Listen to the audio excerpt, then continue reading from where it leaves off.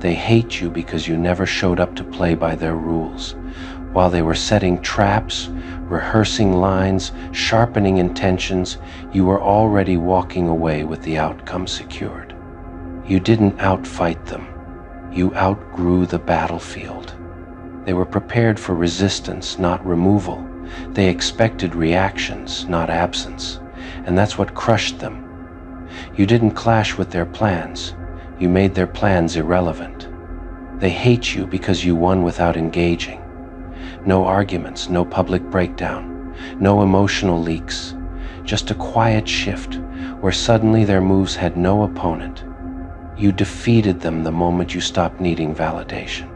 Games only work when both sides want something from each other. You wanted nothing and that ended everything. They were still counting points while you closed the scoreboard. They hate you because you didn't underestimate them, you simply didn't fear them. You saw the patterns early, the predictable plays, the recycled manipulation dressed up as strategy. You didn't interrupt them. You let them reveal themselves fully, comfortably, confidently. And while they thought they were setting the stage, you were already mapping the exit. They hate you because you didn't rush. You observed, you listened, you let time expose what effort never could. By the time they were ready to strike, there was nothing left to attack, no access, no leverage, no emotional entry point. They hate you because they prepared for war and found an empty field. You didn't block them out of anger. You outgrew them out of clarity. That distinction matters because anger can be provoked, but clarity cannot. They wanted power over you. You removed yourself from the equation entirely. That's not losing control, that's losing relevance. They hate you because they never got to see you struggle. No panic, no confusion, no begging, just composure. You didn't need to expose them. Their frustration did it for you. Nothing reveals defeat faster than someone screaming at a wall that won't answer back. They hate you because you understood something early. The game only exists if you stay seated at the table. So you stood up.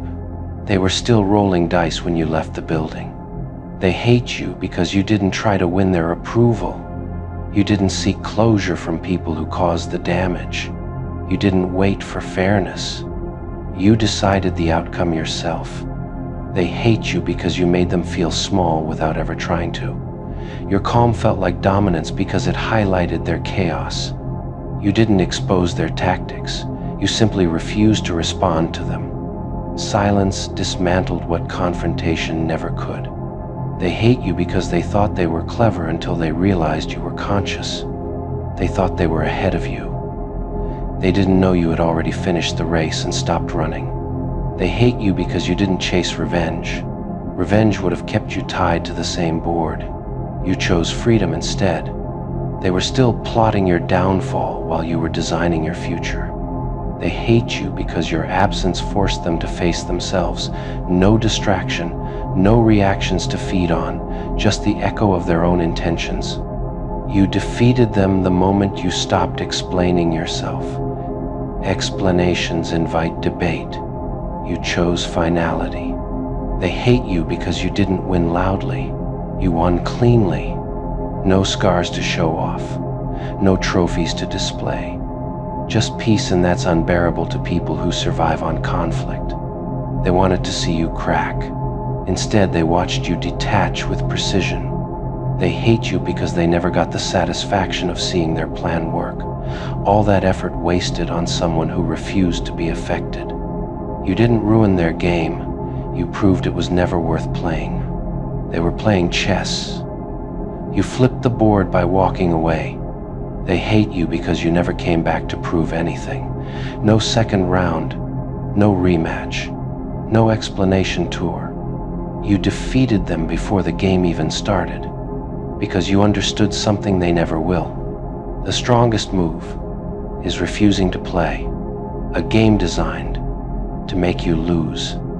They hate you because they never got confirmation that their strategy mattered. No feedback, no emotional response, no visible damage. It's impossible to feel powerful when the target refuses to register the hit. They built narratives where you were supposed to react on cue.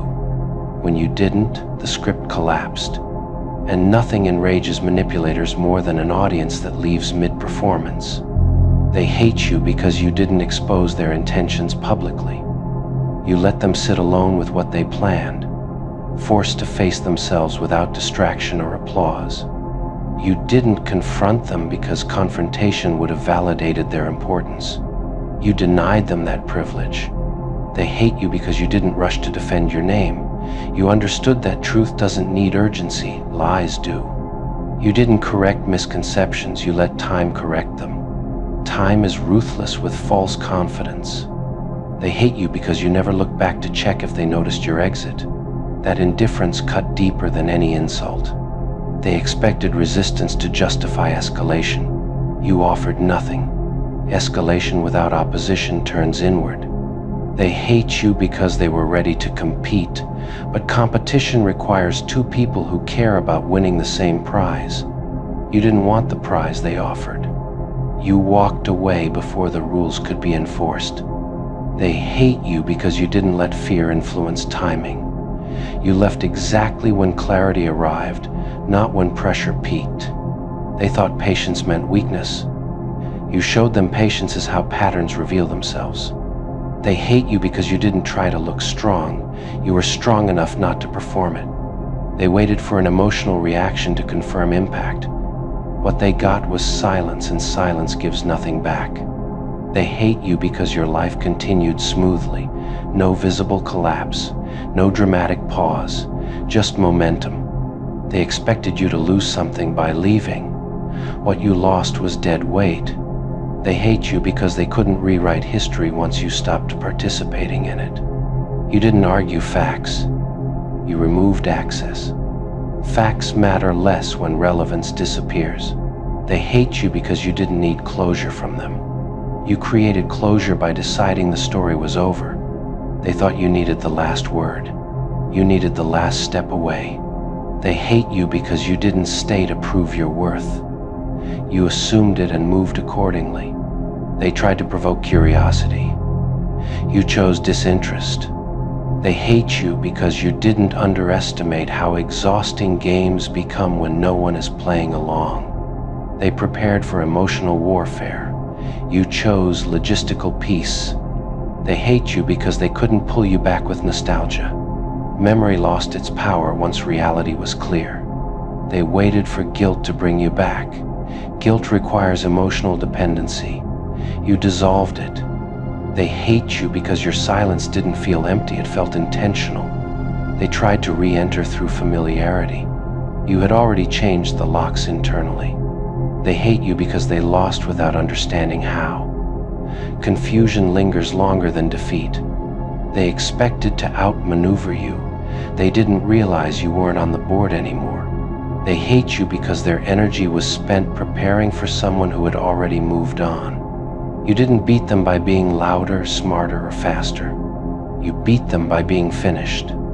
That's what makes it unbearable. They weren't defeated by force. They were defeated by irrelevance.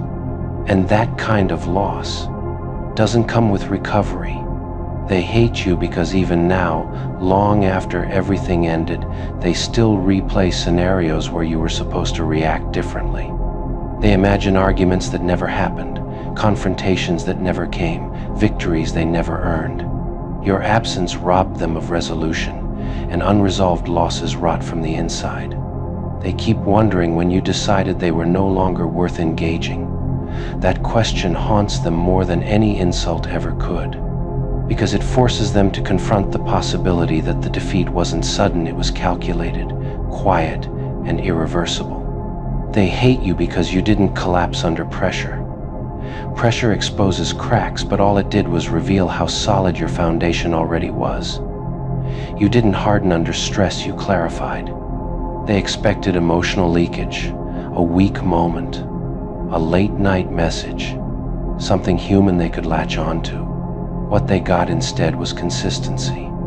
And consistency without attachment feels merciless to people who rely on chaos. They hate you because you didn't circle back once the dust settled. You didn't check if they were okay. You didn't seek mutual understanding. You understood enough the first time. They replay the moment they lost control, trying to pinpoint where the power shifted. They don't realize power didn't shift, it exited. Quietly, permanently. They hate you because you didn't romanticize the struggle. You didn't treat pain like proof of depth. You treated it like information and you acted on it. They expected emotional residue, lingering tension, something to work with. You left nothing behind but clarity, and clarity is sterile. They hate you because your detachment didn't come with bitterness. Bitterness would have kept you accessible. You chose neutrality, and neutrality offers no handle to grab. They still look for signs that the loss affected you. They scan your life for disruption, instability, longing. What they find instead is structure, and that tells them everything they didn't want to know. They started confessing when silence finally scared them, not because conscience arrived early, but because consequences did. The words came out clumsy and late, stacked with explanations that would have mattered once. Confessions sound different when they're spoken into distance. They echo. And echoing truth doesn't heal, it only exposes how far you've already gone. They admitted things they swore you'd never find out. Half-truths, quiet betrayals, calculated moments they thought were invisible. They spoke like honesty could reverse time. They didn't understand that truth after damage isn't repair, it's documentation. And you were no longer collecting evidence. They started confessing because they lost access. Access to your patience, access to your understanding, access to the version of you that made room for unfinished apologies. Now every word arrives too late, landing where your emotions used to be. They thought confession would reopen dialogue. They didn't realize dialogue ended the moment you detached internally. You don't negotiate with memories. You don't debate with the past. You've already moved into a life that doesn't require their explanations. They finally said what they did because secrecy stopped protecting them. Silence no longer worked once you stopped reacting. When someone no longer fears your response, truth spills out not as courage but as panic. They wanted you to hear them, to acknowledge the honesty, to validate the effort it took to confess. But effort doesn't erase impact, and honesty doesn't earn access when trust is gone. You're not unreachable out of cruelty, you're unreachable by design. They confessed hoping guilt would soften you. They didn't know guilt can't reach someone who already made peace. You processed the damage long before they processed accountability. Timing is everything, and theirs failed them. They tried to explain motives, circumstances, pressure, confusion, as if context could dilute consequence. You don't interrupt. You don't correct them. You simply don't engage. Detachment doesn't argue, it closes. They started confessing because they needed relief. Confession was never about you. It was about unloading what they could no longer carry alone. But you are not their absolution anymore. They wanted forgiveness. Forgiveness requires presence. You're absent emotionally, mentally, energetically, not in anger, in completion. And completion doesn't circle back. They finally spoke the truth when it stopped benefiting them to lie. That's the part they don't want to admit. Confession after loss is not bravery, it's damage control. They keep talking, hoping one sentence might land differently, hoping one detail will reopen the door. They don't see that the door isn't locked, the building is gone. You don't feel satisfaction hearing the truth now. You feel distance, neutrality, a quiet confirmation that leaving was right. Their honesty didn't hurt you. It freed you from wondering. They are confessing to someone you no longer are. The version of you that would have listened carefully, empathized deeply, and stayed longer than necessary doesn't exist anymore. You didn't cut them off to punish them. You cut access to protect what you rebuilt. And what you rebuilt doesn't require revisiting ruins. They confess. You don't respond. Not because you didn't hear, but because you're finally out of reach. And some truths arrive only to prove why they should have been spoken. before you learned how to leave. They keep confessing because now they have time to think. Too much time. Time that used to be filled by your presence, your patience, your willingness to absorb unfinished truths. With you gone, their thoughts have nowhere to hide.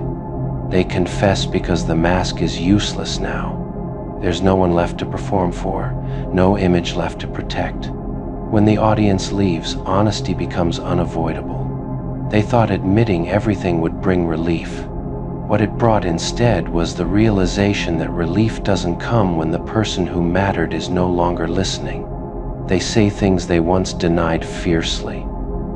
Not because they suddenly became honest, but because denial lost its purpose when you stopped asking questions. They want acknowledgement more than forgiveness, a sign that the truth landed somewhere meaningful, but it lands in silence, and silence doesn't clap. They confess because they're afraid their story will end unfinished. People hate unfinished stories. You closed yours without their input, and that terrifies them. They hope the truth would humanize them again in your eyes.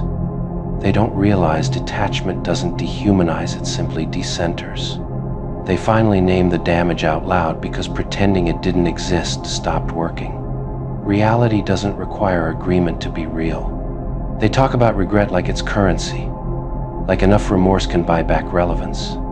But relevance doesn't return once trust leaves. They confess because they can feel how final your absence is. Confession is their last attempt to feel close to the ending. They try to explain themselves in detail, hoping complexity will soften the outcome. You already simplified the truth, it wasn't safe to stay. They confess because guilt is loud when there's no distraction, and you were their biggest distraction from accountability. They want you to understand them. You already do. Understanding is why you left. They say, "I should have told you earlier," without realizing that sentence itself answers everything. They confess because the version of you that left set a standard they can't escape. Honesty arrived too late to meet it. They keep talking, hoping repetition will create impact. But impact doesn't increase after departure, it fades. They wanted confession to be a bridge. You turned it into proof the bridge was already burned. They don't realize confession is a form of control when timed late, an attempt to rewrite the emotional ending. You refuse to participate, not out of cruelty, but out of clarity. They confess because they're still trying to reach you, and you stay silent because some access, once lost, is not meant to be recovered. They confess because now they're alone with the truth. When you were present, denial had somewhere to hide. With you gone, the truth sits in the room with them, unmoving, unforgiving. They say things out loud now that they rehearsed silently before. Back then, fear kept them quiet. Now loss gives them courage, the kind that arrives after it no longer matters. They confess, hoping honesty will shorten the distance. They don't understand distance created by clarity doesn't shrink, it stabilizes. They speak as if the truth is a key. But some doors don't unlock once the building has been abandoned. They confess because silence from you feels heavier than confrontation ever did. At least anger would have meant presence. Your absence confirms finality. They list their mistakes one by one, hoping accountability will look like effort. You recognize it for what it is, recognition without restoration. They confess because guilt demands an audience. Without one, it turns inward and becomes unbearable. They want your acknowledgement because acknowledgement would mean they still matter in your emotional landscape. They don't. They confess because they're trying to rewrite the ending. But endings written alone don't change the plot. They talk about growth, awareness, lessons learned. You know growth that arrives after loss is real, but it's no longer relevant to you. They confess because they need relief more than reconciliation. Relief is personal. Reconciliation requires consent. They want you to hear how hard it is for them now. You already know. Difficulty doesn't reverse decisions. They confess, hoping empathy will reopen communication. Empathy didn't disappear, it just relocated to self-preservation. They talk as if honesty should be rewarded. You understand honesty is the minimum, not a currency. They confess because they finally see the weight of what they did. You saw it while it was happening. That's why you left early. They speak into the void, mistaking silence for ignorance. Silence is a choice. They confess because your detachment feels permanent, and permanence scares people who waited too long. They want to be forgiven so they can stop feeling this way. Forgiveness doesn't exist to ease someone else's guilt. They confess because they can't undo the past, only narrate it. Narration doesn't heal the damage already done, and the truth settles in slowly for them. They can confess forever, but some distances are created not by anger, but by understanding something so completely that there's nothing left to say. They confess because they're haunted by how calmly you left.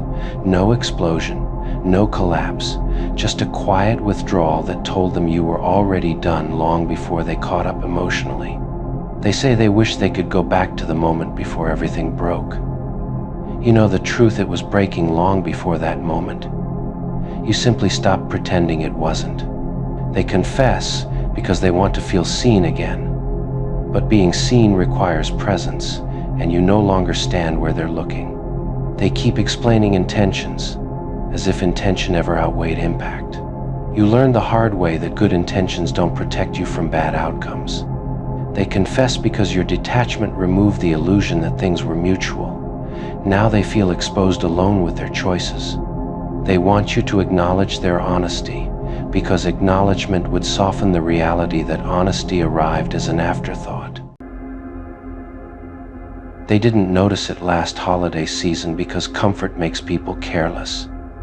You were present, consistent, available, so they assumed you always would be. That assumption is what cost them everything. Last season you were there filling the silence, smoothing tensions, making things lighter without being asked. They accepted it like background noise, never realizing how much of the warmth came from you. They remember how busy they were with distractions, thinking you'd wait, thinking you'd understand, thinking you'd stay patient while they prioritized everything else. They didn't think twice about postponing you. Holidays came and went, and you were treated like something that would still be there when convenient.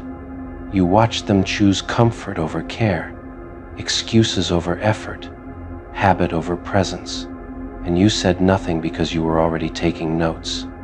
They mistook your quiet endurance for loyalty without limits. They didn't know loyalty has a breaking point when appreciation never shows up.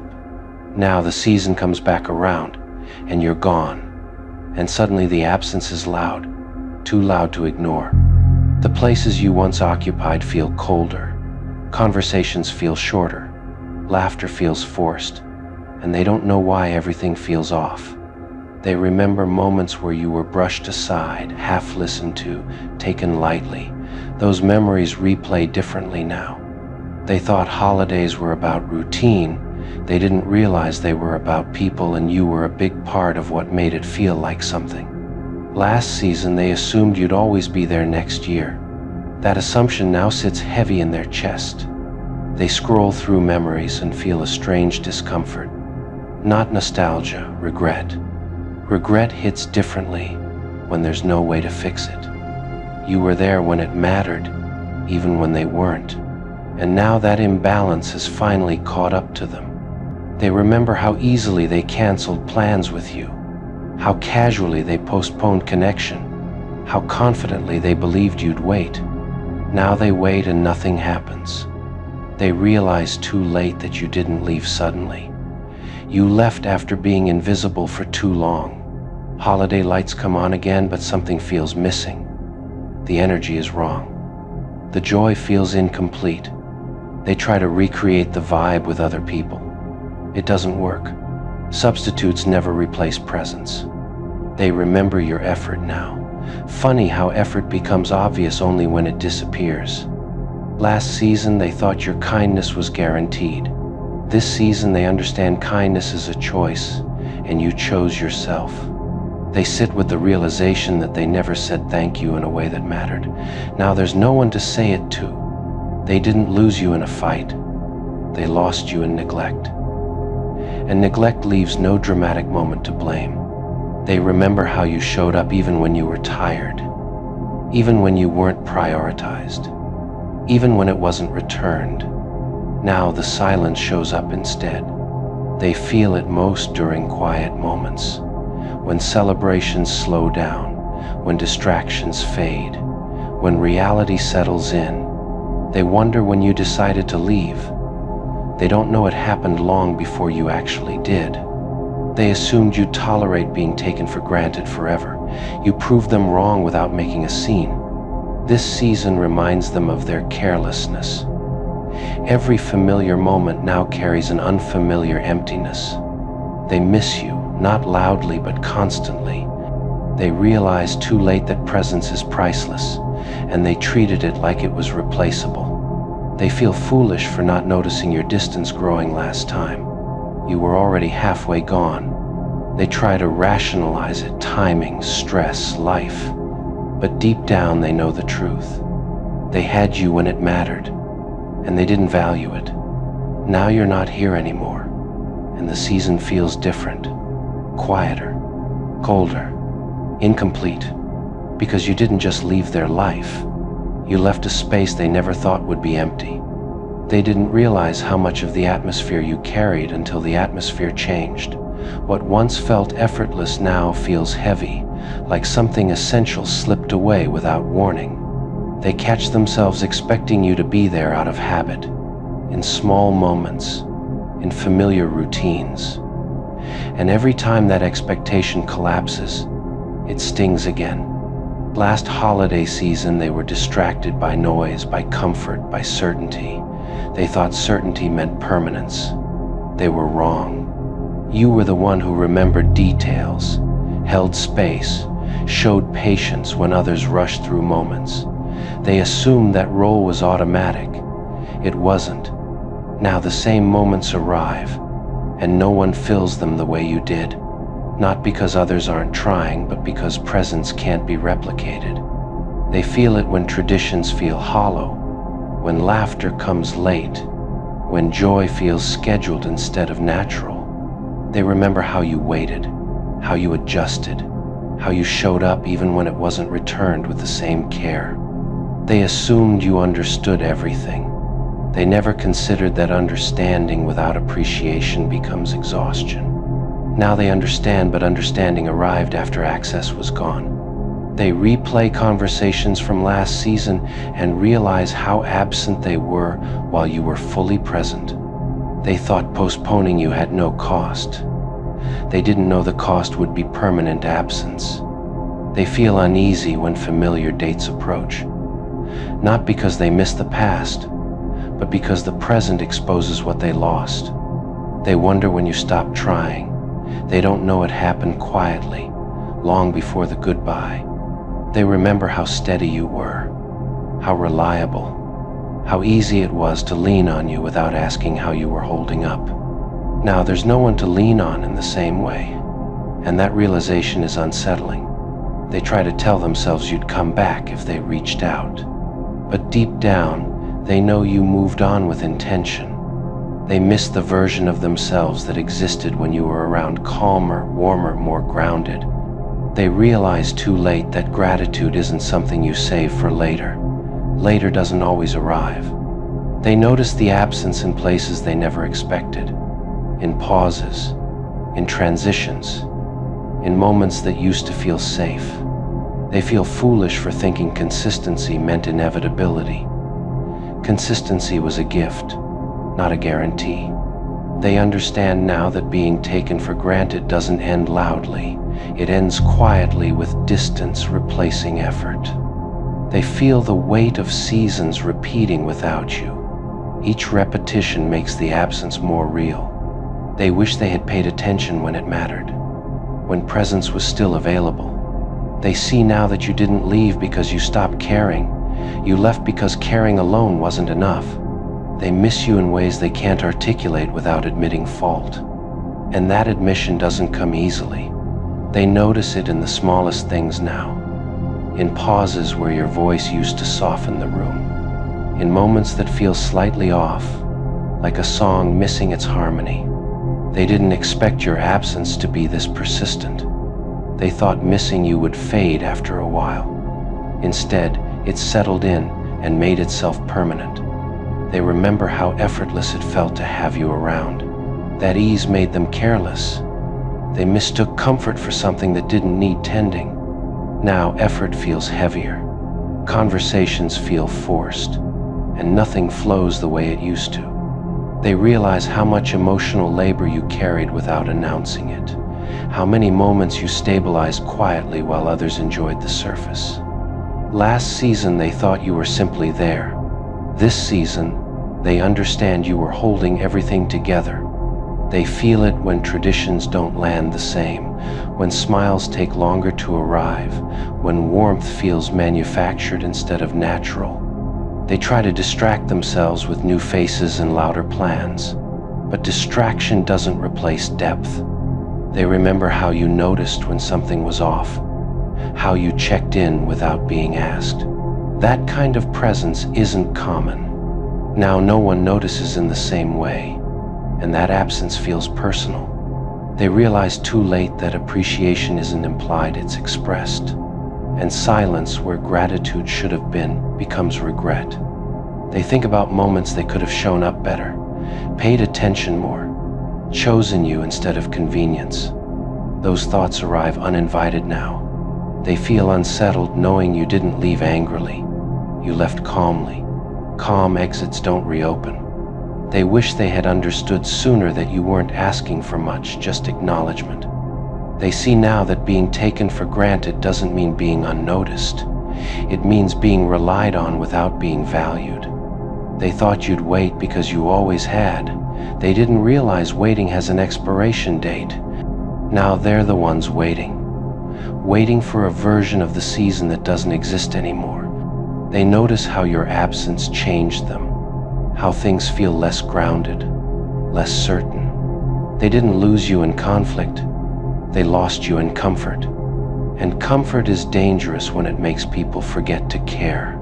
They finally understand that presence is a privilege, one they misused. And every time the season repeats without you, that lesson repeats too. Quietly, consistently, and without mercy. They want you back because they recognize the silence now. Not the peaceful kind, the kind that follows a loss they didn't think was possible. Only now do they realize how much space you used to fill. They want you back because life feels harder without your patience cushioning their mistakes. You made things easier by absorbing what wasn't yours to carry. They want you back because convenience disguised itself as love, and they confused your availability with permanence. They didn't notice when you started pulling inward. They were too busy assuming you'd stay the same while they stayed careless. They want you back because the version of you they had was forgiving, flexible, endlessly understanding. That version no longer exists. You didn't wake up one day and become cold.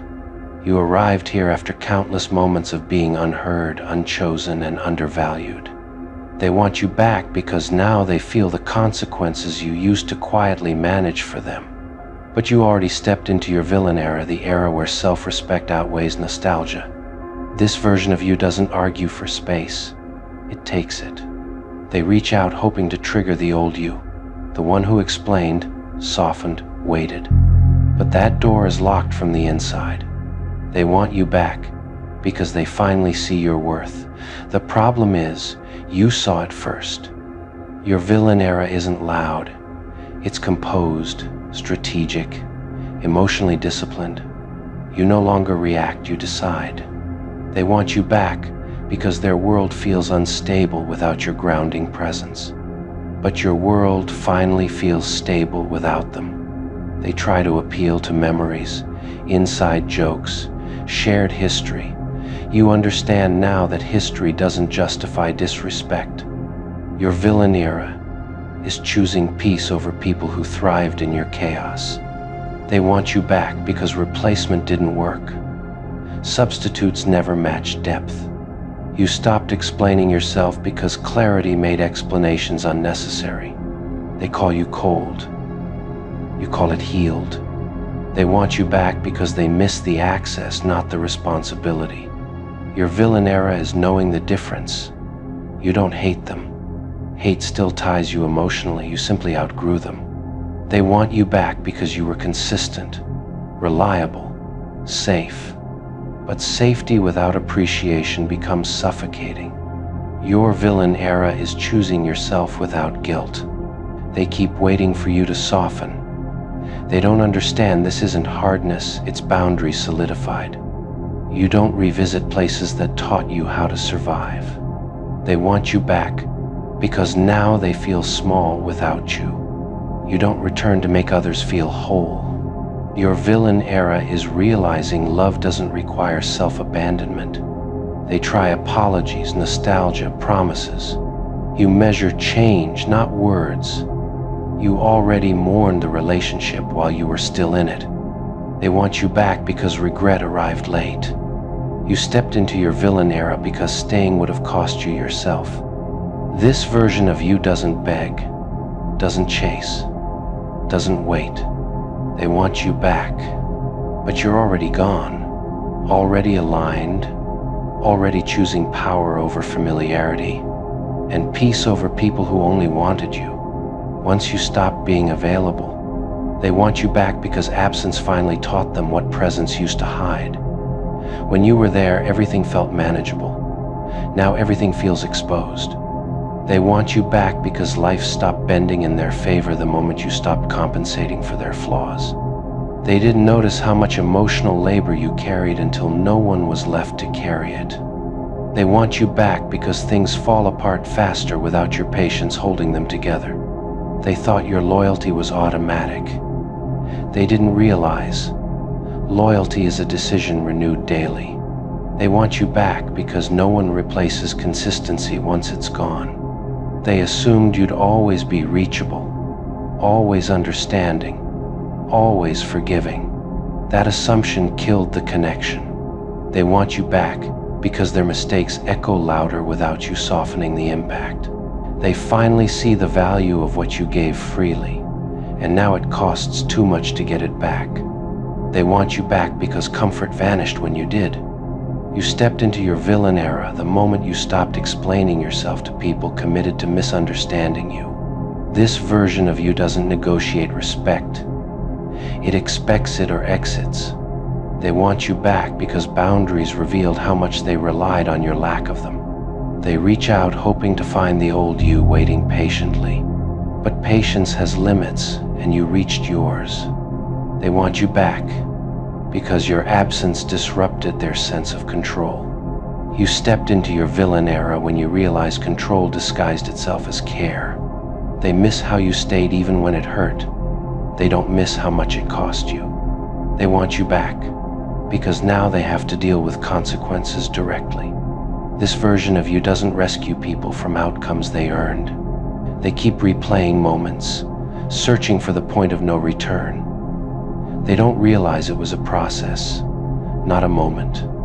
They want you back because you were predictable in a way that felt safe. You became unpredictable the moment you chose yourself. They expected your kindness to outlive their neglect. It didn't.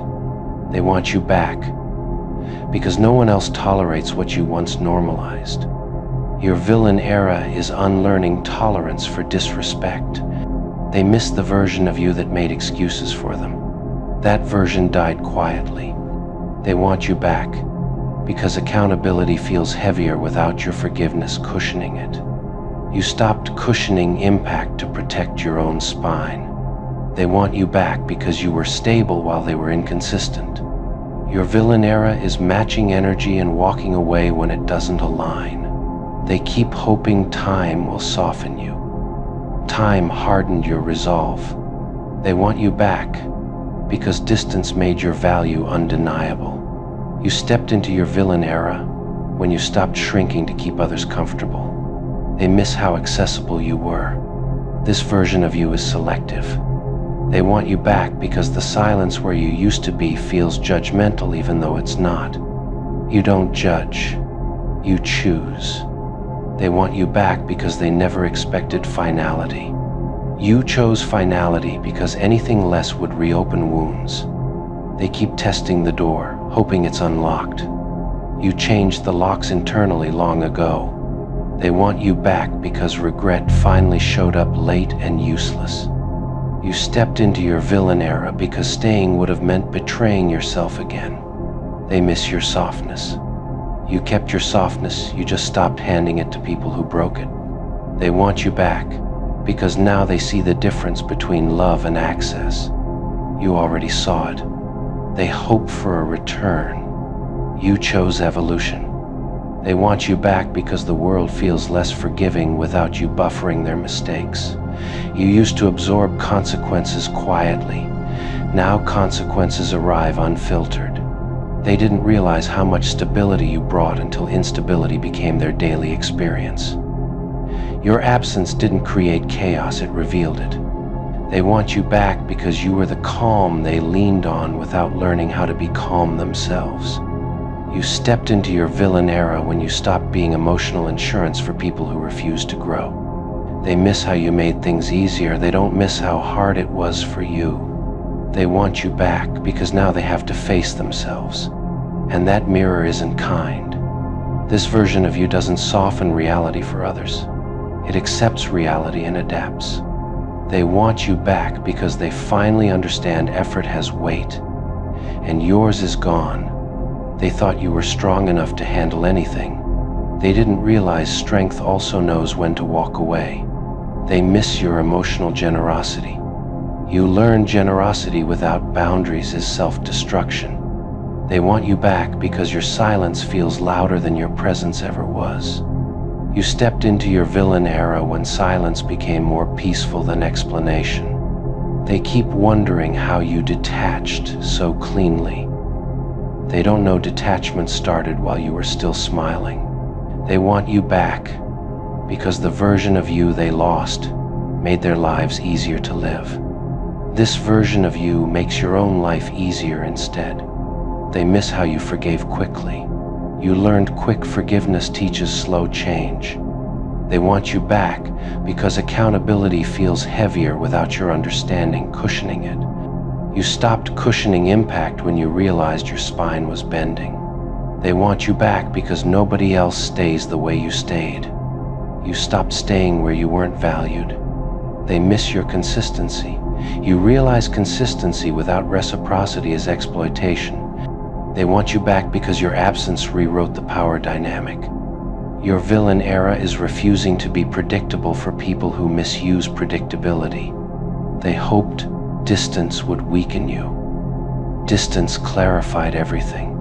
They want you back because replacement revealed what was irreplaceable. You stepped into your villain era when you stopped competing for basic respect.